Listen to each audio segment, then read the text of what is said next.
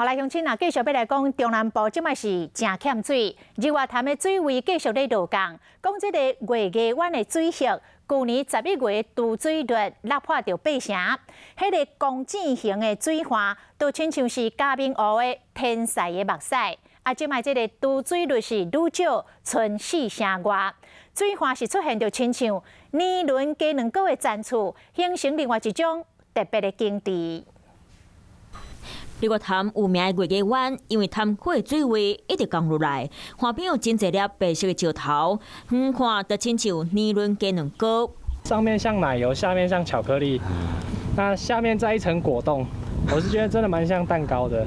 因为晒的时间不一样嘛，都会不同的颜色，蛮漂亮的。去年11月，日月潭欠水率落8成，月牙湾看起来就亲像嘉明湖天使目屎。即马欠水率刚剩46.1%，天使目屎正做年轮加2个，嘛互大家看到即马日月潭真欠水。进水量应该差不多10 cm 左右而已，都低于我们的放水量，差不多15到20左右，水位还是多少会一直慢慢下降。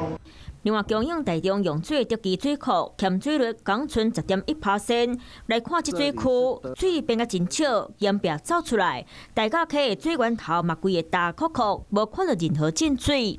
现在干成这样子，因为太久干旱，而且今年一下雨就是下个1天2天，跟以前差距非常的大。